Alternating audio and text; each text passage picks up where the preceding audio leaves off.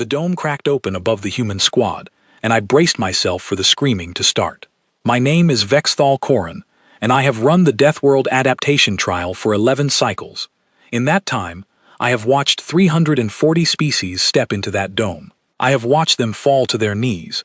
I have watched them beg for the simulation to end. I have watched proud warriors from the Kryzon Dominion weep like hatchlings when the gravity spiked to 4 times their homeworld's pull. The trial is not meant to be survived comfortably. It is meant to break something in you, so we can see what is left when the breaking is done. Today, the trial was for the newest members of the Grand Alliance, humans. I did not expect much. Their physical file sat on my display, and it was almost embarrassing to read. No claws, no venom, no exoskeleton.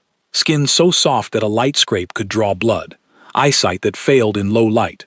Hearing that missed half the frequencies most predators use to signal an ambush. By every metric my instruments could measure, humans were among the most fragile sapient life forms the Alliance had ever accepted. And yet, 3 cycles ago, a human diplomatic vessel had talked down an entire Skarn raiding fleet without firing a shot, and 2 cycles before that, a single human engineer had rerouted a collapsing reactor core on a research station while everyone else was ordered to evacuate. The Alliance Council did not know what to make of this species. Fragile bodies, unpredictable behavior. That combination made command nervous, and nervous commanders send fragile, unpredictable species to me. So here I stood, in the observation tower above the dome, watching 5 humans step onto the churned red soil of the simulated Deathworld for the first time. The atmosphere inside the dome was thin and bitter, laced with sulfur compounds that would sting any unprotected set of lungs. The gravity was set at 1.5 times standard, enough to make every step feel like wading through mud. Storm clouds the color of a bruise rolled overhead, and somewhere past the ridgeline, the low horn call of a Grendrassi pack animal echoed across the rock. The first human out of the transport pod was a woman named Priya Malhotra. She stumbled slightly as the gravity hit her, caught herself, and looked around with wide eyes. I activated my recorder. Here it comes, I thought. The fear, the regret, the pleading for extraction that always followed within the first 10 minutes. Priya took a breath of the thin, acrid air. She coughed once. Then she grinned. "Oh, this is fantastic," she said, her voice carrying clearly through the dome's audio pickups. "Feels like altitude training back home, except somebody added rotten eggs to the air." Behind her, a tall man named Callum Ashworth stepped down from the pod, immediately crouching to examine the cracked, mineral-streaked ground beneath his boots. "Careful," Priya warned. "Ground soft near the ridge." "I see that," Callum said, poking at the dirt with a gloved finger. "This is basalt, weathered fast, means there's volcanic activity nearby. Or, there was." A third human, a woman with close-cropped hair named Freya Lindquist, tilted her head back and stared at the storm clouds with an expression that, on any other species, I would have called wonder. "Listen to that thunder," she said. "It's got a rhythm to it, almost like a drumbeat." I frowned at my display. This was not fear. This was not even the calm, controlled discipline that some hardened species showed before the trial turned truly dangerous. This looked, disturbingly, like enthusiasm. The 4th human, a broad-shouldered man named Marcus Whitfield, hefted a simulated survival pack onto his shoulders and cracked his knuckles. "All right," he said, "let's see what this planet's got." The 5th and final human, a smaller woman named Aisling Doyle, was already crouched by a jagged outcrop of rock, running her fingers along a vein of pale crystal embedded in the stone. "This mineral could be useful for filtering the water," she said, mostly to herself. "If there's water here at all." I switched my display to their vital signs, expecting to see the telltale spikes of a fear response building beneath their composed exteriors. Elevated heart rate, yes. Elevated adrenaline, yes. But when I checked the secondary markers, the ones that measured dread and distress, I found something that made me recheck my instruments twice. The markers for enjoyment were climbing right alongside the markers for danger. I told myself this was a glitch in the sensor array. Species did not enjoy the Deathworld trial. It was not designed to be enjoyed. It was designed to strip away comfort, safety, and certainty, until only the rawest instincts remained, so we could measure what a species truly was underneath the layers of civilization. The first real test came within the hour, when a Grendrasi pack finally crested the ridge. I had seen the readings on Grendrasi before. 6 legs, armored hide, a temperament best described as constantly hungry. In the wild, they hunted in packs of 6 to 10, using coordinated ambush tactics that had ended entire scouting expeditions from species far better equipped than humans. 3 of them came over the ridge at a dead run, their claws tearing furrows into the rock. I expected the humans to scatter, or freeze, or make some doomed attempt to flee toward the extraction beacon. Instead, Marcus Whitfield's voice rang out across the open ground, calm and sharp. "Contact, 3 o'clock. Freya, high ground. Callum, with me. Priya, Aisling, fall back to the outcrop and watch our flank." The humans moved. Not in panic, not in disarray, but in a pattern, each of them sliding into position as though they had rehearsed this exact scenario 100 times before. Freya scrambled up onto a rock formation, giving her a clear line of sight. Marcus and Callum planted themselves shoulder to shoulder, weapons raised, forming a barrier between the charging Grendrasi and the 2 women retreating to the outcrop. The lead Grendrasi lunged. Marcus sidestepped at the last possible moment, driving the butt of his weapon into the creature's flank hard enough to send it sprawling. Callum's shot caught the second one square in its exposed underside, the one place in its armor plating that had no protection.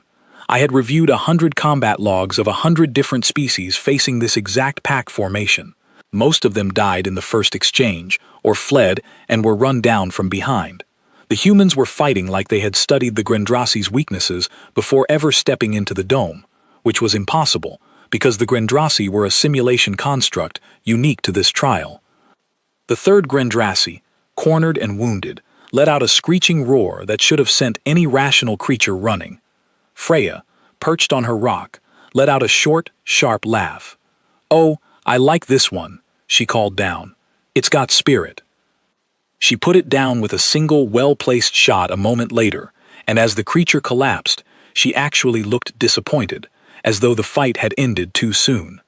I stared at my display in silence. The trial's algorithm registered the pack as neutralized within 4 minutes. My own combat evaluators back on my homeworld took an average of 11 minutes to clear a similar pack, and they were trained soldiers who had spent their entire lives preparing for exactly this kind of confrontation. Priya walked over to the fallen Grendrasi, crouching beside it with something that looked disturbingly like fondness. "Poor thing," she said, "big scary teeth, and it still couldn't land a hit. Should we eat it?" Callum asked, not entirely joking. "Absolutely we should eat it," Marcus said. "Waste not, want not. I want to be clear about something. In 11 cycles of running this trial, I have never once heard a recruit joke about consuming a creature that had just tried to kill them. Fear does not produce jokes. Fear produces silence, or screaming, or the frantic scramble toward extraction protocols. What I was witnessing did not fit any pattern I understood. By the end of the first day inside the dome, the humans had built a shelter from salvaged debris and the bones of the Grendrasi pack, established a rough map of the surrounding terrain, and were sitting around a small fire, sharing rations and laughing about the encounter as though recounting a pleasant afternoon activity rather than a near-fatal predator engagement. I sat alone in the observation tower long after my shift should have ended, running the sensor logs over and over, searching for the malfunction that would explain what I had seen. There was no malfunction. The instruments were functioning perfectly. The humans genuinely were enjoying themselves. Aisling's voice crackled through the dome's audio pickup as she leaned back against the shelter wall, staring up at the alien stars. "You know," she said, "for a planet that wants to kill us, it's actually kind of beautiful out here."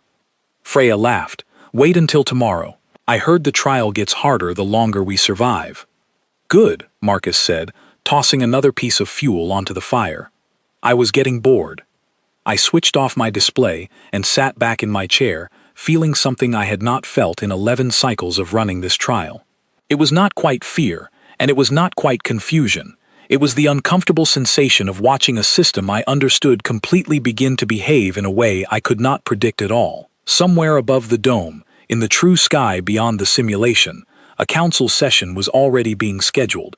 Word of the day's readings had reached higher offices faster than I expected, and I had a feeling that tomorrow was going to bring far more than an increase in gravity and predator density.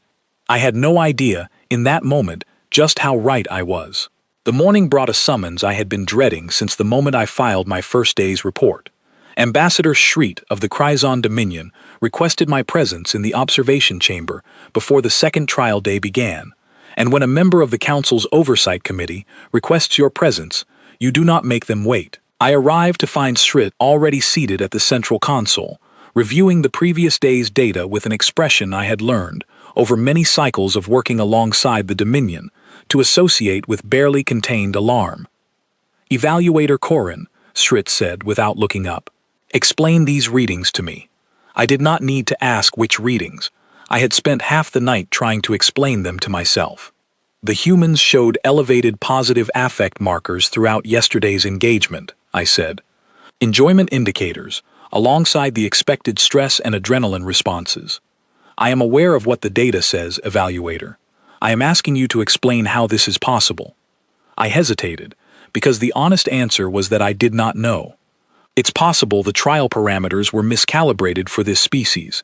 Human physiology is unusual. Perhaps their threat response is simply wired differently than we accounted for. Sirit's crest flared, a Kryzon expression I recognized as deep displeasure. "The purpose of this trial, Evaluator, is to determine whether a species can be trusted with the responsibilities of frontline Alliance service without becoming a liability under extreme stress. If a species enjoys extreme stress, what exactly are we measuring?" It was a fair question, and I did not have a good answer for it. "Increase the difficulty," Shreet said. "Today's environmental parameters will be escalated to Tier 3. I want to see how these humans respond when the trial stops being pleasant." Tier 3 was not a setting I used lightly. It was reserved for situations where a species needed to be definitively and permanently disqualified from Alliance combat consideration, a setting so severe that most recruits from most species did not survive contact with it, let alone pass it. I had used Tier 3 exactly 4 times in 11 cycles, and each time the trial had ended within the hour, with extraction teams pulling broken, traumatized recruits from the dome. "Ambassador," I said carefully, "Tier 3 carries a significant risk of serious harm to the recruits. The humans have already demonstrated they can handle themselves in dangerous conditions," Shreet said. "If they are as capable as yesterday's footage suggests, Tier 3 should present no undue risk. If they are not, then we will have learned something valuable about the limits of their capability, which is, after all, the entire point of this exercise." I did not agree with the logic, but I did not have the authority to override a council directive, so at 0600 hours I increased the gravity inside the dome to 2.2 times standard, thickened the toxic content of the atmosphere to a level that would require the humans' rebreather units to work at maximum capacity, and released a second wave of predator constructs, this time including a full breeding pair of Threxian sand hunters, ambush predators capable of burrowing beneath solid rock and striking from below without warning. I watched the humans wake inside their makeshift shelter, and I watched their expressions shift as they registered the changes. "Whoa," Callum said, stumbling slightly as he stepped outside and felt the increased gravity settle onto his shoulders. "Someone turned up the difficulty overnight. Rebreathers, reading toxin levels almost double what we had yesterday," Aisling said, checking a small display strapped to her wrist. "This place really doesn't want us here." I braced myself for the fear to finally arrive. Surely this was the moment the enthusiasm cracked. Marcus rolled his shoulders, testing the new weight pressing down on his frame, and then a slow grin spread across his face. "Well," he said, "guess the planet heard us complaining about being bored." Priya laughed, actually laughed, at that comment, and I stared at my instruments in disbelief as her vital signs registered genuine amusement rather than the fear I had expected. The Threxian sand hunters struck 2 hours later, exactly as designed, erupting from beneath the rocky ground in a spray of dust and debris, jaws already open, moving with a speed that had ended engagements with far more heavily armed and armored species in a matter of seconds. I have reviewed the footage of that encounter more times than I can count, and I still find it remarkable. Freya was the one closest to the first hunter's emergence point, and instead of freezing or fleeing, she threw herself sideways with a speed that surprised even me, rolling clear of the creature's initial strike and coming up into a crouch with her weapon already tracking its second lunge. "Second one's coming up behind Callum," she shouted, and Callum spun without hesitation, driving his weapon into the ground creature's exposed flank as it broke the surface, the impact sending a spray of dark ichor across the red dirt. The fight that followed lasted nearly 6 minutes, longer than the previous day's Grendrassi encounter, and considerably more dangerous. Aisling took a glancing strike across her upper arm that tore through her protective suit and drew blood. Real blood, the kind that would have ended most simulations immediately as recruits were pulled for emergency medical extraction. She looked down at the wound, hissed through her teeth, and then, astonishingly, laughed. "Okay, that one's going to leave a mark," she said, pressing a field dressing against the cut with practiced efficiency. "You all right?" Marcus called, not slowing his own engagement with the second hunter. "I'm great," Aisling shouted back.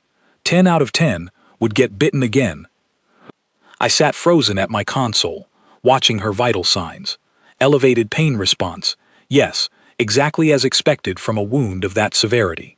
But layered beneath the pain, that same stubborn thread of enjoyment persisted, as though some part of her found the entire ordeal thrilling rather than traumatic. By the time both sand hunters were neutralized, the humans had suffered 2 significant injuries, exhausted a considerable portion of their medical supplies, and used nearly all of their ranged ammunition. By any reasonable measure, this had been a costly, dangerous encounter. They sat together afterward, tending to Aisling's wound and Callum's bruised ribs, and the conversation that followed was not the shaken, traumatized processing I had witnessed from other species after brutal encounters. It was closer to the kind of excited recounting I had heard from athletes after a hard-fought contest. "Did you see the way that first one moved?" Freya said, still catching her breath. "Absolutely no warning. Straight up out of solid rock." "I saw it, because you screamed a warning at exactly the right moment," Callum said. "Good instincts." "I heard the vibration in the ground half a second before it broke the surface," Freya said. "Felt like a subway train coming." "We should name them," Priya said suddenly. "The scary rock monsters. Feels wrong to fight something and not know its name." "Steve," Marcus offered immediately. "The first one's Steve." "You can't name a monster that just bit Aisling Steve," Callum protested. "Steve's a great name for a monster," Aisling said, still pressing the dressing against her arm. "Very unassuming. Lulls you into a false sense of security."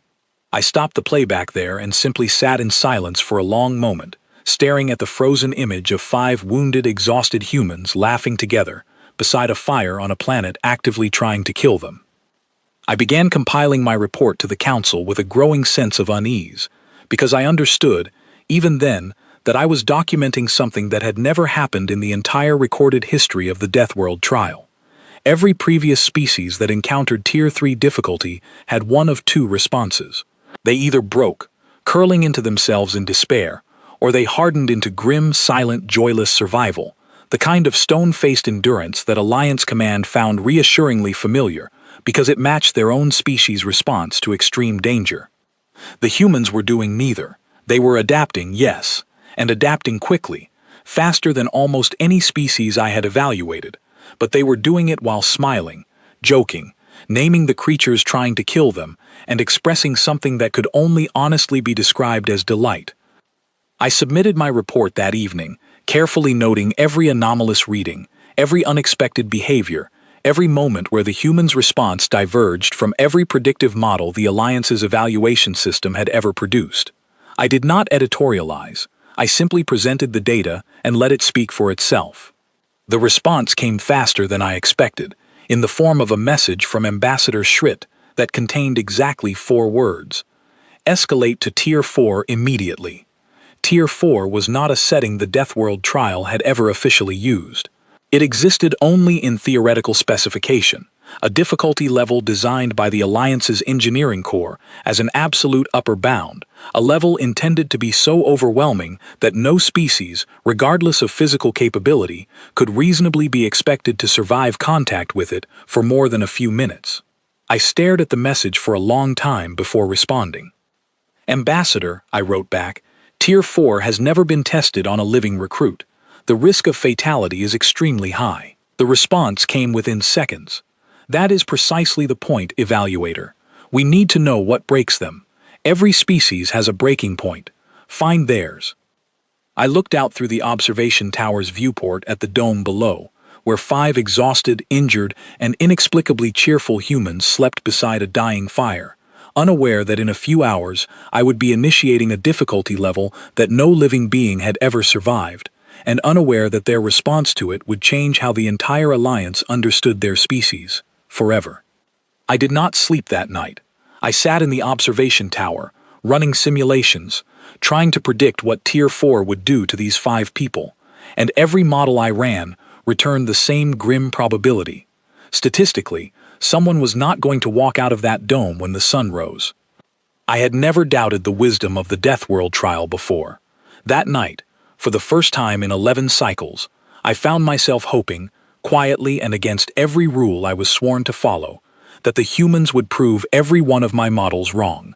Tier 4 began at exactly 0500 hours, and within the first 30 seconds I understood why it had never been tested on a living recruit.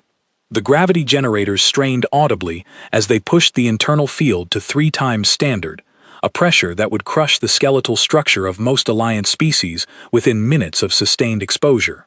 The atmosphere thickened with a toxin blend so dense that the dome's ambient air turned a faint, sickly green, visible even through the reinforced viewing ports of the observation tower. Storm systems that had rumbled ominously on the previous 2 days now tore across the simulated sky in genuine violence, lightning strikes touching down with enough force to turn patches of ground into glass. And then there were the Vorak. I want to explain what a Vorak is, because until that morning, I had only ever released Vorak constructs into empty simulation environments during calibration testing, never into a live trial with actual recruits present.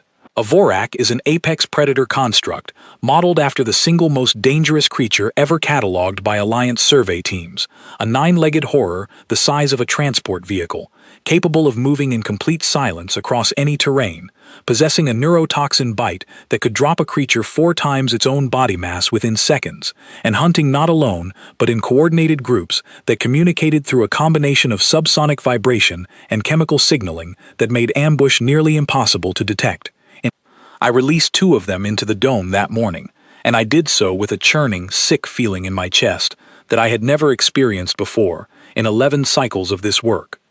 The humans woke to gravity that immediately dropped 2 of them to their knees. "That's not right," Callum gasped, struggling to push himself upright against the crushing new weight. "That's not right. That's too much. Too fast." Priya was on the ground, one hand pressed against her chest, breathing in short, controlled bursts. "Everyone, slow breathing," she managed. "Slow breathing. Don't fight the weight. Work with it." I watched, and for the first time since the trial began, I saw genuine strain in their vital signs, a spike in cortisol and adrenaline that finally matched the fear response I had expected from the very beginning. But I did not see panic. Marcus forced himself upright, one hand braced against the wall of their shelter, his face pale, but his voice steady. "Report. Everyone sound off." "Here, just about," Aisling grunted. "Here," Freya said, her voice tight with strain but controlled. "Here," Callum managed. "Here," Priya said, pushing herself up despite the crushing gravity. "Okay," Marcus said. "This is bad. This is genuinely bad. But we've handled bad before. We adapt, we move slow, we conserve energy, and we figure out what's changed." I sat forward in my chair, watching the readings with an intensity I had never felt during a trial before. Something was different this time, and I needed to understand what. The atmosphere sensors on their suits began flashing warnings, the toxin density finally exceeding what their rebreather units were rated to filter indefinitely. "Rebreathers are struggling," Aisling reported, her voice tighter now. "We've got maybe 6 hours before the filters saturate completely. Then we find shelter with cleaner air pockets, or we find a way to extend filter life," Marcus said. "Aisling, can you rig something? Give me 20 minutes and access to that mineral vein I found yesterday," Aisling said. The crystal structure might work as a rudimentary filter medium.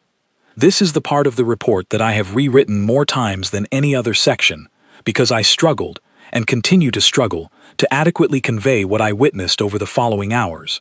Under conditions that should have produced total physiological collapse, under gravity that should have made even standing an exhausting struggle, breathing air that was slowly poisoning them, the humans did not stop functioning. They slowed down, yes. They moved with obvious difficulty. Every action clearly cost them more effort than it should have. But they kept moving, kept problem-solving, kept supporting one another with a coordination that showed no signs of the fear-driven breakdown I had expected. The Vorak found them 4 hours in. I had reviewed the sensor data leading up to that moment perhaps 100 times since, and I still cannot identify the exact instant the creatures made their presence known, because Vorak do not announce themselves. Freya simply went very still, mid-sentence, and held up a closed fist, the universal signal for silence that I had somehow not expected humans to share with several other Alliance species. "Something's here," she whispered. "I don't see it. I feel it. Ground's wrong."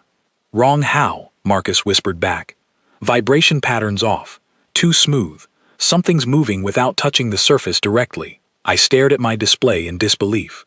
The Vorak's silent movement had been specifically engineered to be undetectable by conventional means, and yet this human, using nothing but instinct and whatever subtle changes she had noticed in the ambient environment, had somehow sensed its approach before it struck. The first Vorak emerged from beneath a rock formation 8 meters to their left, and even with Freya's warning, the sheer speed of its charge nearly caught them completely off guard. Its 9 legs propelled it across the broken ground in a blur, jaws already parting to reveal the twin neurotoxin fangs that had ended so many theoretical simulations in the engineering division's calibration tests. What happened next, I have watched more times than any other footage in my career, because I genuinely could not believe it the first time I saw it. Marcus did not run. He threw himself directly into the creature's charging path, driving his weapon into its foreleg joint with every ounce of strength his crushed, gravity-strained body could produce, and the impact was enough to throw the Vorak's charge off, just enough that its fangs closed on empty air a hand's width from his shoulder instead of finding their mark. "Now!"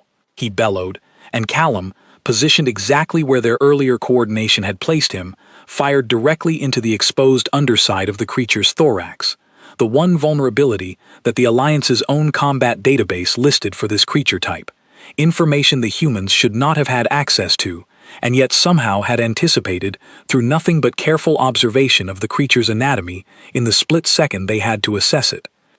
The Vorak shrieked, a sound that should have paralyzed any sapient creature with primal terror, and staggered backward.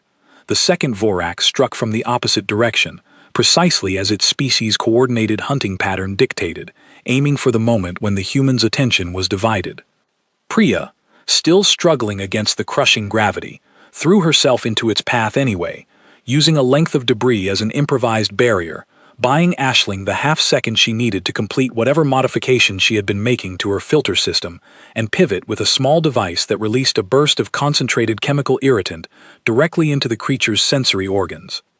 The Vorak recoiled, disoriented, and Freya's shot, fired with a precision that should not have been possible for someone whose body was being crushed under 3 times standard gravity, found the gap in its armor plating that the creature's momentary blindness had exposed.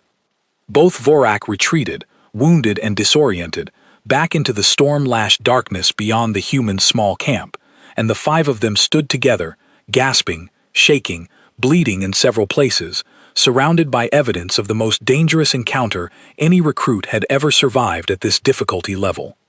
For a long moment, nobody spoke. I held my breath, waiting for the delayed reaction, the moment where the accumulated horror of everything they had just endured finally overwhelmed them. Aisling started laughing first, a slightly hysterical, breathless sound, but a genuine laugh nonetheless. "We just fought off 2 of those things," she said. 2 of them, under this gravity. "I think I broke a rib," Callum said, still catching his breath. "Worth it," Marcus said, sinking down onto a rock, his whole body trembling with exhaustion. "That was, without question, the single most intense thing that has ever happened to me, and I once got caught in a building collapse during an earthquake." "You never told me about a building collapse," Priya said. "Wasn't relevant until now," Marcus said. "Point is, this was worse, and somehow also more fun." "More fun," Freya repeated, disbelief and something like giddy exhilaration mixing in her voice. "Marcus, I think that thing's teeth missed you by centimeters." "I'm aware," Marcus said. "Adrenaline's still going. Ask me again in an hour. I might have a different answer. Right now, though, I feel incredible." I stopped the footage there, my hand hovering over the console, and sat in silence for a very long time. I had run this exact scenario in theoretical modeling dozens of times before authorizing its live release. Every model predicted a minimum 60% fatality rate for any recruit exposed to dual VOC-RAC contact under Tier 4 gravity conditions.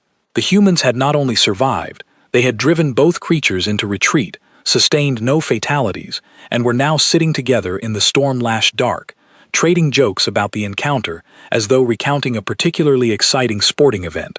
I compiled my report with hands that were, I noticed distantly, not entirely steady. The Council's response came almost immediately, and this time it was not Ambassador Schritt alone who requested my presence, but the full Oversight Committee, 6 representatives from 6 different Alliance member species, all of whom had apparently been monitoring the live feed in real time. Evaluator Korin, the presiding representative said, a Threxian elder named Vorkal, whose species had, ironically, provided the genetic template for one of the very creatures that had just failed to kill the human squad. "Explain what we just witnessed." "I don't fully understand it myself," I admitted. "Their tactical coordination exceeds what we would expect from untrained civilians facing an unfamiliar threat. Their physiological resilience under extreme gravitational and toxic stress exceeds our models. And their psychological response to mortal danger appears to be, for lack of a better description, positive." "Positive," Vorkal repeated slowly. "Evaluator, are you telling this committee that this species enjoys facing death?" "I am telling this committee," I said carefully, "that their data suggests exactly that, and I do not yet understand why, and I believe we need to understand why before we make any further decisions about how to proceed with this trial." The chamber fell silent, and I could see, in the expressions of several committee members, the same unsettled confusion I had been carrying since the very first day of this trial. We had built an entire evaluation system on the assumption that danger produces fear, and fear produces predictable, measurable responses that tell us everything we need to know about a species' fitness for Alliance service. The humans had just proven that assumption catastrophically, fundamentally wrong, and none of us yet understood what that meant. "Continue the trial," Vorkal said finally, after a long silence. "But Evaluator Korin, I want a full psychological and physiological analysis of these 5 recruits by the end of the next trial day. If this species genuinely does not fear death the way every other Alliance member does, that is either the most valuable asset we have ever discovered or the most dangerous liability we have ever allowed into our military structure. We need to know which, before this goes any further." I left that chamber with a growing certainty that we were no longer conducting a simple evaluation trial. We were witnessing the early stages of a discovery that would reshape how the entire Alliance understood the species it had so recently, and so cautiously, welcomed into its ranks. I returned to the observation tower and watched the humans sleep, huddled together for warmth against the storm still raging outside their shelter. And I found myself wondering, for the first time in my long career, whether the trial I had spent 11 cycles perfecting had ever actually been testing the right thing at all. News of what was happening inside the dome did not stay contained to the Oversight Committee for long. Within 2 days, recordings of the Tier 4 Vorok encounter had somehow found their way beyond the restricted Council archives, and I began receiving communications from sources I had never previously interacted with in my professional life. Alliance military officers requesting technical clarification on the readings. Academic researchers from 3 different species asking for access to the physiological data.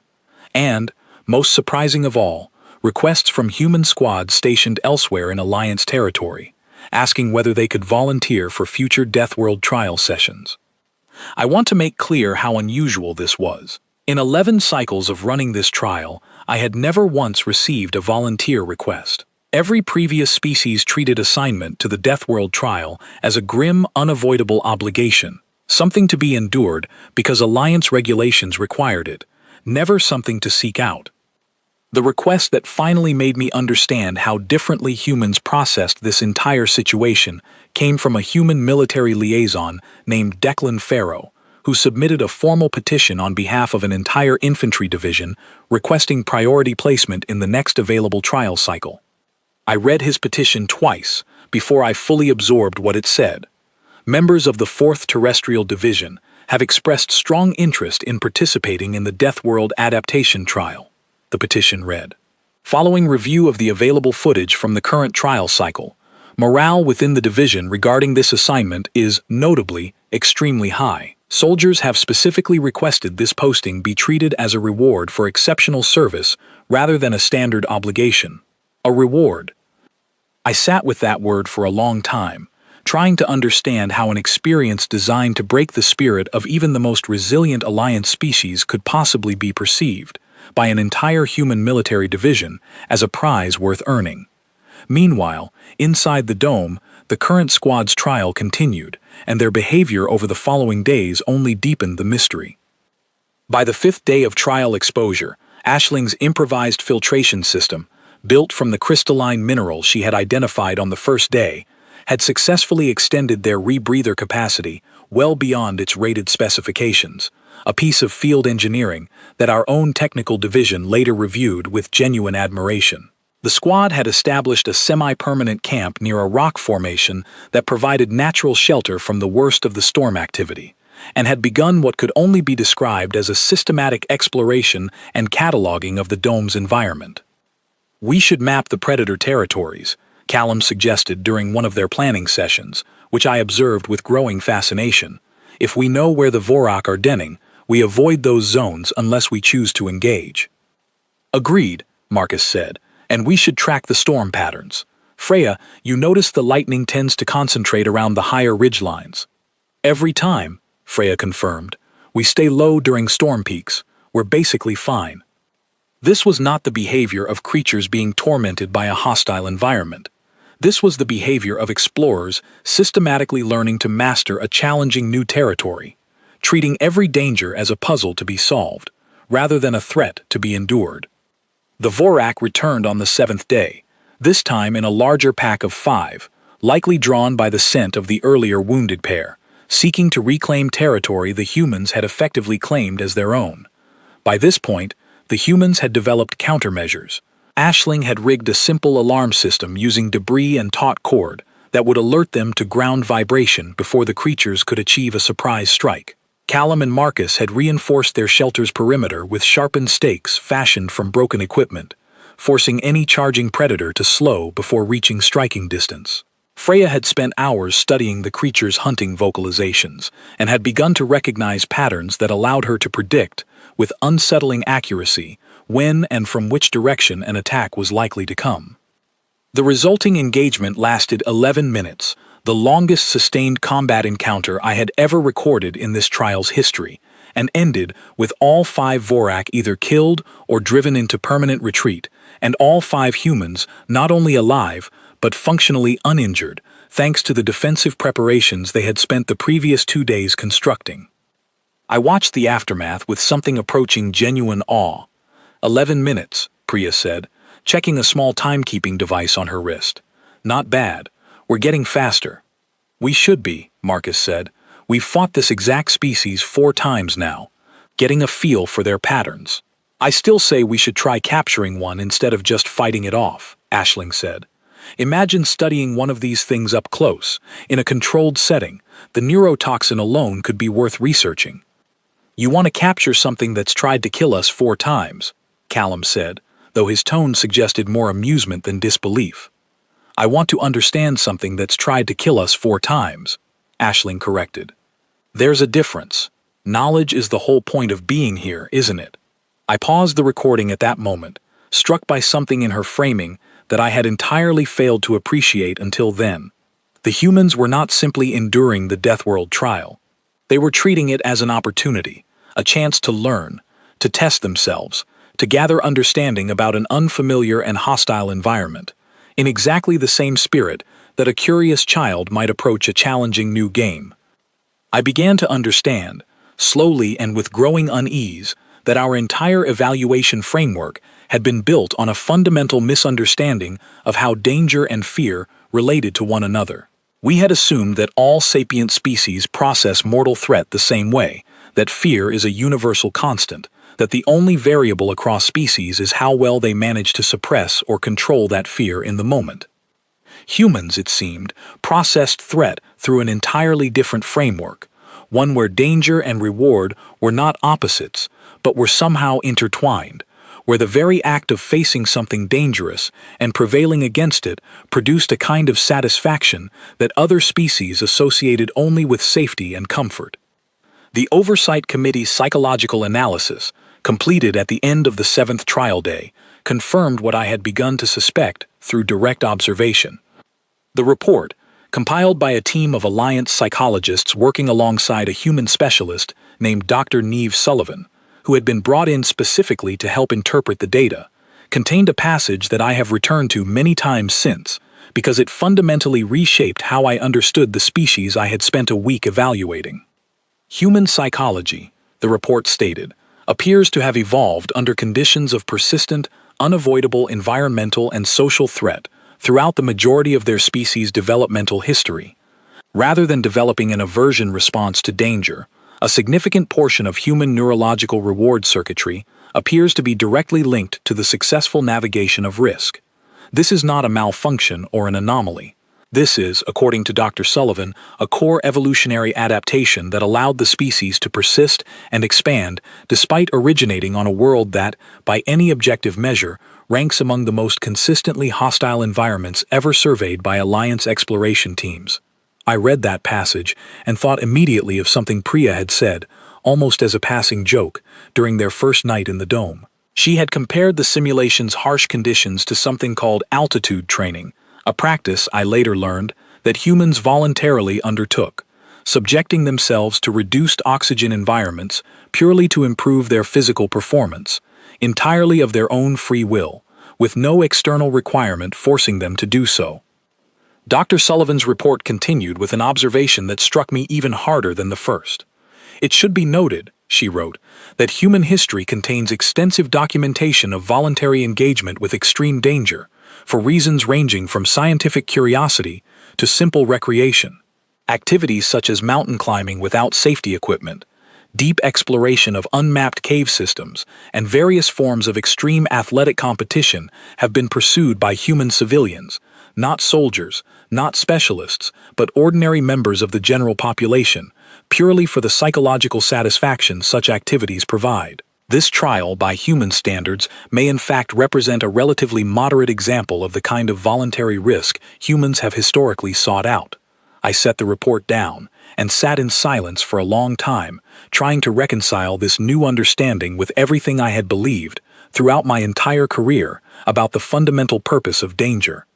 The council reconvened on the 8th day, and this time, the discussion was considerably more heated than any previous session.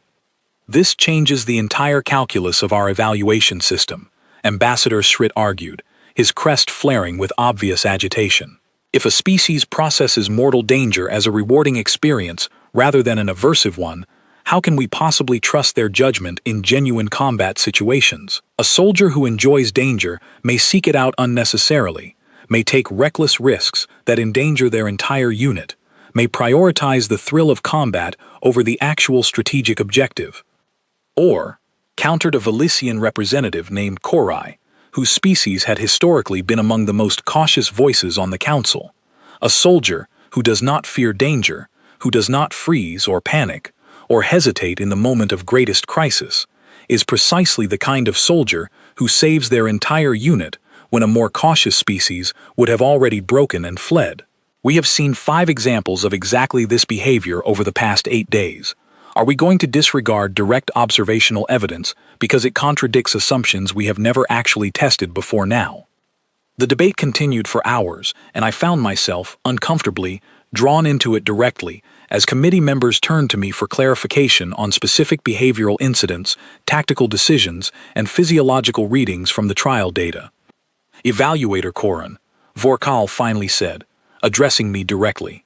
"In your professional assessment, based on everything you have observed over these 8 days, do you believe these humans represent a liability or an asset to Alliance military operations?" I hesitated before answering, aware that whatever I said next would carry significant weight in a decision that would affect not just 5 individual recruits, but potentially the standing of an entire species within the Alliance. "I believe," I said slowly, "that we built this trial to identify species who could function despite fear. We never considered the possibility of a species that could function because fear itself operates differently within their psychology. I do not yet know whether that makes them more reliable or less reliable in the field. But I know that everything I have witnessed over these 8 days suggests capabilities that exceed our expectations, not despite their unusual relationship with danger, but specifically because of it." Vorkal considered this for a long moment. "Then we require further data. Evaluator, prepare the final escalation. I want to see what happens when even this species finally reaches its limit." I felt a familiar unease settle over me as I received that directive, because I understood exactly what final escalation meant. The Deathworld trial's theoretical maximum setting, a level of environmental and predator threat that had never been authorized for use on any living recruit in the entire history of the Alliance's evaluation program, a setting that existed purely as an engineering specification, never intended to actually be deployed. I returned to the observation tower that evening and looked down at the 5 humans, still cheerfully cataloging the dome's flora between combat engagements, completely unaware that tomorrow I would be releasing something upon them that no Alliance evaluator had ever dared to test on a living being before. I found myself, against every professional instinct I had cultivated over 11 cycles of this work, hoping desperately that they would prove capable of surviving what was coming, not because the Council demanded it, but because some part of me had come to genuinely respect the strange, fearless curiosity these 5 people had brought to a trial designed to destroy exactly that quality. The final escalation protocol required an authorization code I had never used before, and my hand hesitated over the console for a long moment before I entered it. I had spent the entire night reviewing the specifications for what the engineering core called terminal configuration, a setting theorized during the original design phase of the Deathworld trial as an absolute upper limit, a scenario so severe that its purpose was never to be survived, only to definitively prove that some threshold of danger existed beyond which no sapient species could reasonably be expected to function. The gravity would rise to 4 times standard, a level that would place catastrophic strain on skeletal and cardiovascular systems even for the most physically robust Alliance species. The atmosphere would become directly poisonous rather than merely toxic, requiring perfect rebreather function with zero margin for equipment failure. And the environmental collapse protocol, a feature I had never once activated in 11 cycles, would begin a systematic breakdown of the dome's structural simulation itself, causing genuine ground destabilization, structural collapse of terrain features, and a final release of every remaining predator construct simultaneously, rather than in the carefully managed waves I had used throughout the previous week. This was not a test of endurance anymore. This was, by design, an unsurvivable scenario, created specifically to establish an absolute limit that no species could be expected to exceed. I entered the authorization code at 0400 hours, and I watched the readings shift on my display with a growing sense of dread that I could not entirely suppress, despite my professional training. The humans woke to conditions that, within seconds, made every previous day of the trial look gentle by comparison. "Ground's shaking," Callum shouted over what had become a constant, grinding rumble beneath their shelter. "This isn't storm activity. This is structural. Everyone up, now." Marcus's voice cut through the chaos, and I watched 5 figures scramble out of their shelter just as the rock formation that had sheltered them for the past several days began to crack apart, massive fissures spreading across its surface with a speed that suggested the entire terrain feature was actively collapsing. The gravity hit them like a physical wall, and I watched all 5 humans stagger, several dropping immediately to their knees, under a weight that their bodies, even after a week of gradual adaptation, were simply not built to withstand. "This is bad," Priya gasped, struggling to draw breath against both the crushing gravity and the genuinely poisonous atmosphere, now seeping past the absolute limits of their rebreather capacity. "This is really, genuinely bad. Everyone stay calm, stay together." I watched their vital signs with an intensity that made my own heart's race, and for the first time in the entire trial, I saw something that looked, finally, unmistakably, like fear. Not panic, not the breakdown I had originally expected on the very first day, but a clear, sharp spike of genuine dread as their bodies registered, correctly, that this level of environmental hostility exceeded anything they had previously encountered. And then the predators arrived, all of them, simultaneously, the full remaining roster of every dangerous construct the dome had ever contained, released in a single overwhelming wave that no evaluation trial had ever unleashed on a living recruit before. Grendrasi packs, faster and more numerous than the first encounter. Threxian sand hunters, erupting from destabilizing ground that no longer offered any safe footing. And Vorak, an entire pack of them this time, circling the humans through air thick with poison and dust, their silent approach made almost irrelevant by the sheer chaos of the collapsing terrain around them. I nearly reached for the emergency termination protocol in that moment. Every instinct I had cultivated over 11 cycles screamed that this scenario had crossed from evaluation into something closer to execution, that no combination of skill or resilience could reasonably be expected to overcome conditions this severe. My hand hovered over the termination control, and I hesitated, because some part of me, the part that had spent 8 days watching these 5 people refuse to break under conditions that should have destroyed them, wanted to see what happened next. "We're not going to survive this by fighting everything at once," Marcus shouted, his voice strained against the crushing gravity but somehow still steady. "We need to get to defensible ground, now." There, Freya pointed toward a rock formation that, unlike most of the surrounding terrain, appeared to be holding together despite the structural collapse spreading across the dome. High ground, natural choke point, only one real approach. "Move!" Marcus bellowed, and the 5 humans, injured, terrified, gasping for breath in poisoned air, under gravity that should have made running impossible, somehow forced their bodies forward, dragging each other along when individual strength failed, moving as a single desperate unit toward the only defensible position visible in the collapsing landscape. They reached it with seconds to spare before the first Grendrasi pack closed the distance, and what followed was, by every measure I had ever used to evaluate combat performance, the single most desperate and remarkable fighting withdrawal I had witnessed in my entire career.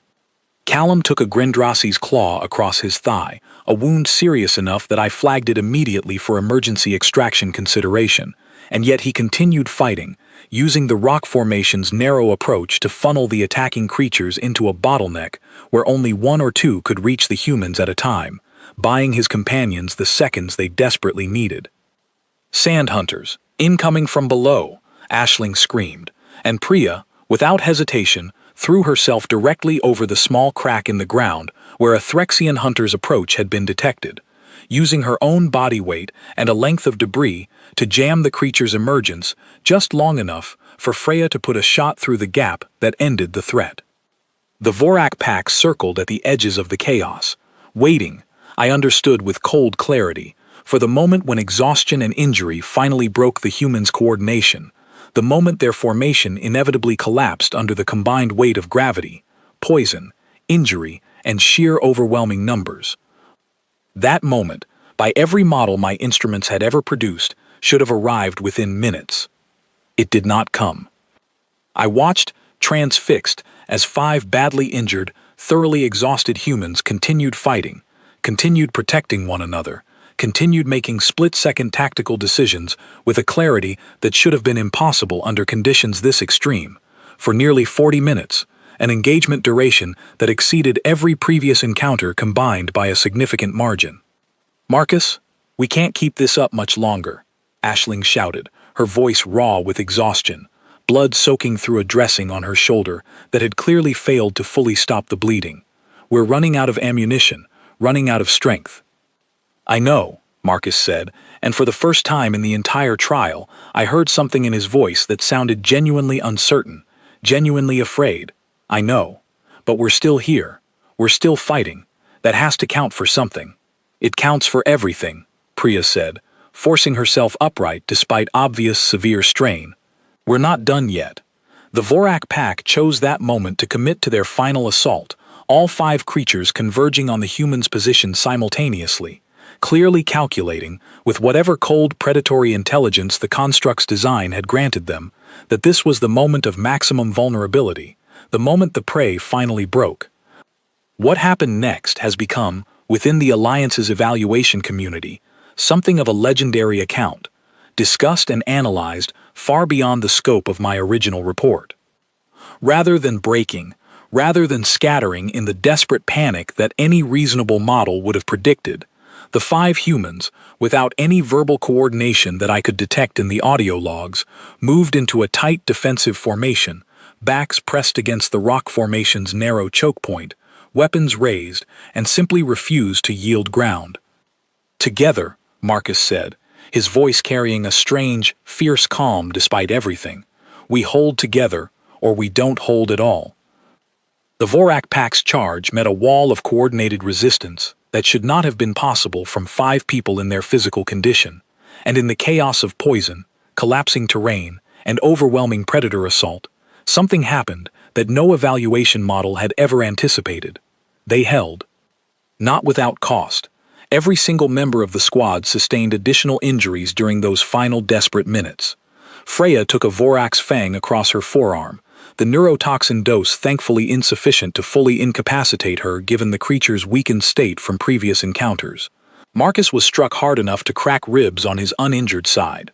But when the dust finally began to settle, when the last Vorak retreated, wounded and disoriented, back into the collapsing terrain, 5 humans remained standing, together, alive, having faced the single most severe scenario the Deathworld trial had ever been designed to produce, and having survived it. I sat in complete silence in the observation tower, watching 5 exhausted, badly injured people slowly lower their weapons, and I felt something I had never experienced before in 11 cycles of this work. It was not simply professional astonishment. It was something closer to genuine, profound respect. "We're alive," Callum said, his voice disbelieving, as he slowly sank down against the rock formation, cradling his injured leg. "I genuinely was not sure we would be." "Neither was I," Marcus admitted, and for the first time, I heard the true weight of what they had endured in his voice, the fear he had kept carefully controlled throughout the entire ordeal, finally surfacing now that the immediate danger had passed. That was, without exaggeration, the hardest thing I have ever done. "Was it worth it?" Aisling asked quietly, pressing a fresh dressing against her shoulder wound. There was a long pause before Marcus answered, and when he did, his voice carried a quiet certainty that I have thought about often in the time since. "Yes," he said simply. "It was terrifying. I have never been more afraid in my life. And yes, it was absolutely worth it, because we did it together, and we're still here." The dome's environmental systems began their scheduled shutdown sequence moments later, the trial's termination protocols activating automatically now that the terminal configuration scenario had run its designated duration. The gravity began to ease, the poisonous atmosphere began to clear, and the collapsing terrain, no longer actively destabilizing, began to settle into stillness. I submitted my final report to the council that evening, and for the first time in the entire trial, I found myself writing not as a detached evaluator, cataloging anomalous data, but as someone who had witnessed something genuinely extraordinary and wanted, more than anything, to convey its full significance to the people who would decide what came next. The Deathworld adaptation trial, I wrote, was designed on the fundamental assumption that fear is a universal constant among sapient species, and that the purpose of extreme danger is to identify the threshold at which that fear finally overwhelms function. Over the course of 8 days, 5 human recruits have demonstrated conclusively that this assumption does not hold true for their species. They experienced fear, genuine and severe fear, particularly during the final escalation, but that fear did not paralyze them. It did not fracture their coordination or their judgment. If anything, it seemed to sharpen their focus, deepen their commitment to one another, and produce a level of tactical performance that exceeded every theoretical model this evaluation system has ever produced. I recommend, in the strongest possible terms, that the Alliance reconsider the fundamental design of this trial for human recruits specifically. This species does not need to be broken to reveal their true capability. Their true capability was on display from the very first hour of the very first day, and every subsequent escalation only confirmed what should have been obvious from the beginning. Humans do not require extreme danger to prove they can function under pressure. They require extreme danger, apparently, because facing it alongside people they trust appears to be, for reasons our current understanding of psychology cannot fully explain, one of the most meaningful experiences their species is capable of having. The Council's response, delivered 3 days later after extensive deliberation, formally revised the Deathworld trial protocol for all future human recruits, reducing the maximum escalation tier and introducing new evaluation criteria, specifically designed to account for humanity's unusual relationship with danger and reward. I visited the 5 recruits one final time before they departed for their next assignment, technically a violation of standard evaluator protocol, but one I felt, after everything I had witnessed, was entirely justified. I found them gathered in a recovery ward, injuries healing under Alliance medical care, already laughing together about some detail of their ordeal that I had apparently missed in my review of the footage. "Evaluator Corin," Marcus said, noticing my approach and offering a respectful nod despite his still healing ribs. "Come to deliver our final scores." "I came," I said, "because I wanted to understand something, and I believe you are the only people who can explain it to me. Why? Why does danger feel, to your species, like something worth seeking out, rather than something worth avoiding at all costs?" Marcus considered the question for a long moment before answering. "I think," he said slowly, "it's because we've always known the world could kill us, long before your Alliance ever built a trial to prove it. Our history is full of ice ages, disasters, conflicts, diseases that nearly wiped us out more than once. We didn't get a choice about facing danger. What we got to choose was how we felt about it. Somewhere along the way, our species decided that fear alone wasn't going to be the only thing we felt when the world tried to kill us. We decided we could feel alive too, determined too, even sometimes joyful when we came through it together." I did not have an immediate response to that, because it fundamentally reshaped how I understood every piece of data I had gathered over the previous 8 days. "There's something else," Aisling added, catching my attention. "This trial, all of it, the gravity, the poison, the monsters, the collapsing ground. It was hard. It was genuinely, deeply hard. But it was also, somehow, one of the best experiences of my life, because I got to test myself against something real, alongside people I now trust completely, and we made it through. That combination, testing yourself and trusting your people, that's not something we're afraid of. That's something we chase." I left the recovery ward that evening with more questions than I had arrived with, but also with a profound new respect for a species that Alliance Command had originally viewed as fragile, unpredictable, and potentially unreliable under pressure. The Deathworld trial had been designed, across every species that had ever encountered it, to find the point where danger finally broke someone. Humans had shown us something else entirely. They had shown us a species for whom danger, faced honestly and faced together, did not break anything at all. It built something instead, something the rest of the Alliance was only beginning to understand, and something I suspected as I watched 5 exhausted, laughing, deeply satisfied humans prepare for their next assignment the galaxy had not yet seen the full measure of. Steve, the very first Vorak they had ever named, became something of a legend among human recruits in the trials that followed. Every subsequent squad requested to meet him, and every subsequent squad, upon learning that Steve had, in fact, survived multiple encounters and continued to patrol a specific region of the dome's simulated territory, expressed something dangerously close to genuine affection for the creature that had, on paper, been designed to end their lives. I no longer run the Deathworld trial the way I once did. The protocols have been revised, the escalation tiers adjusted, the entire philosophy behind the evaluation reconsidered from the ground up. But I still think, often, about that final report I submitted, and about the quiet certainty in Marcus Whitfield's voice when he told me that facing the world's worst, together, was something his species had learned not to fear, but to embrace. We built a trial to find a species breaking point. Humanity simply never had one to find.